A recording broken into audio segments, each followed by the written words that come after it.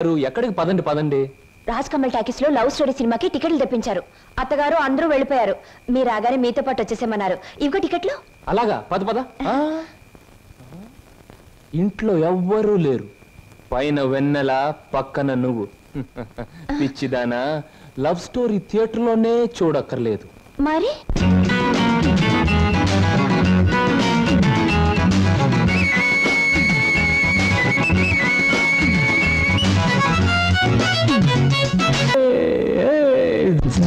వచ్చి సామయింది గాజులు విచ్చి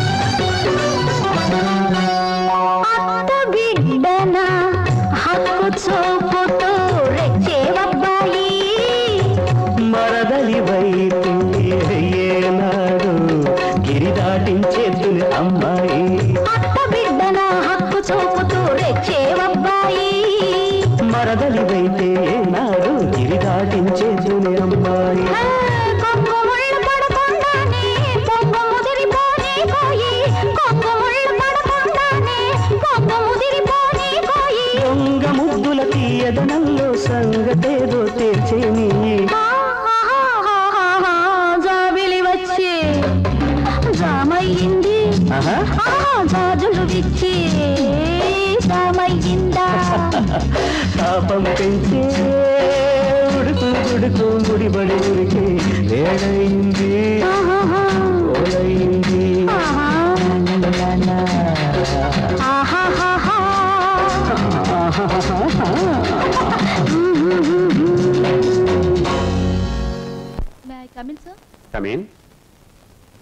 ఎవరమ్మా నువ్వు? నేను మీ దగ్గరకు వస్తాడే నాగయ్యని, అతని కూతుర్ని. నువ్వు నాగయ్య కూతురువా? చిన్నప్పుడే నువ్వు? అవునండి, ఆయన వాళ్ళకు చిన్నప్పుడే దూరం అయ్యాను. తండ్రి బ్రతికున్నాడని తెలిసేసరికి నేను అతని కూతుర్నని చెప్పుకోవడానికి సిగ్గుపడే స్థితిలో ఉన్నాను. ఏమిటమ్మా అది? కొంచెం అర్థం అయ్యేలా చెప్పు. డబ్బా ఎందుకమ్మా? సార్, మీరు మా బావకి అతని చెల్లెలకి చిన్నప్పటి నుంచి సహాయం చేసే దృష్టితోనే డబ్బిచ్చారా? కానీ మా నాన్న ఆ డబ్బు తనే తినేసి వాళ్ళ నమ్మకానికి పెట్టేస్తే వాళ్ళు తప్పించుకుని పట్నం పారిపోయారు. ఇప్పటికీ మా నాన్న వాళ్ళ పేరు చెప్పి మీ దగ్గర డబ్బు తీసుకుంటున్నట్టు నాకు మొన్నే తెలిసిందే. అందుకు తండ్రి చేసిన పాపాన్ని నువ్వు చెల్లించడానికి వచ్చావా? ఇది మీ తృప్తి కోసం ఇవ్వడం లేదండి, నా తృప్తి కోసం ఇస్తున్నాను. నా తండ్రి చేసిన పాపమే నన్ను వెంటాడింది. అందుకే ఈ జన్మలో నేను అనుకున్నది ఏదీ జరగలేదు. కనీసం ఈ పాపాన్ని ఇలా తుడిచేస్తే వచ్చే జన్మలో అయినా నేను అనుకున్నది జరుగుతుందేమో. అందుకే తీసుకోండి సార్, ప్లీజ్. సరే, ఇది నేను మీ నాన్నకిచ్చిన డబ్బుగా తీసుకోవటం లేదు. నీ అభిమానాన్ని నిలుపుకోవడానికి నువ్విచ్చిన డబ్బుగా తీసుకుంటున్నాను. నీకు ఈ విషయం తెలుసా?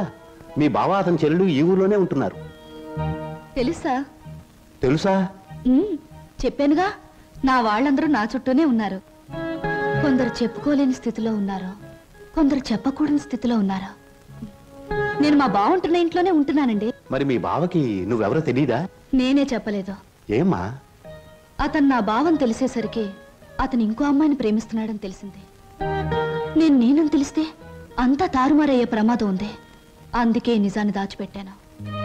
నిజాన్ని దాచిపెడితే నీకే నష్టమేమో. సార్, నాకు ఎంత కష్టం కలిగినా హాయిగా భరించగలను. కానీ నా వల్ల ఇతరులకు కష్టం కలగడం ఒక్క క్షణం కూడా భరించలేను. అంతా సక్రమంగా జరిగాక నిజాన్ని నేనే చెప్తాను. అంతవరకు ఈ స్వప్నగానే ఉండిపోనివ్వండి. వస్తాను సార్.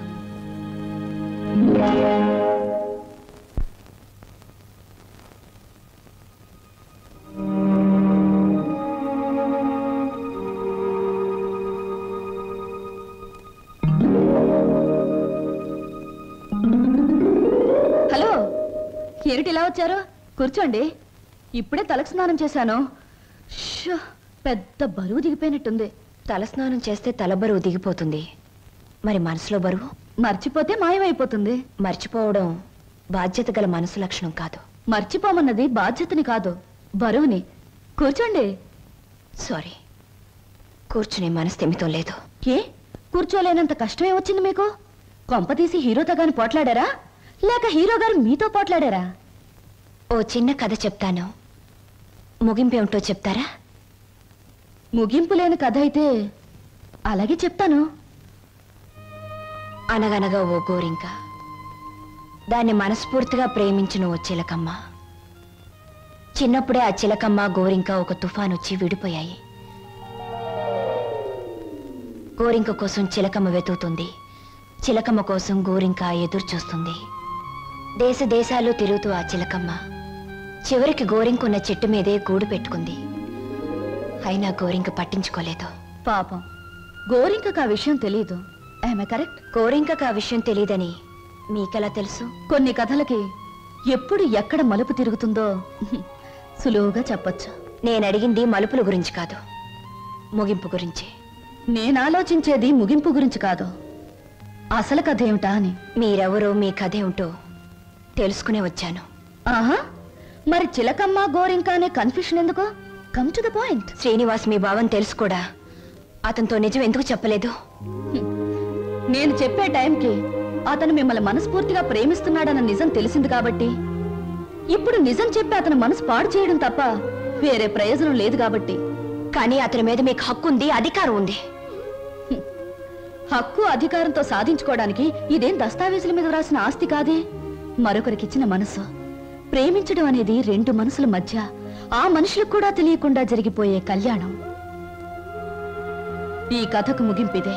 కాదు, వ్యక్తిత్వం అనే కలంలో మానవత్వం అనే సిరా పోసి ముగింపు ఇంకోలా నేను రాస్తాను.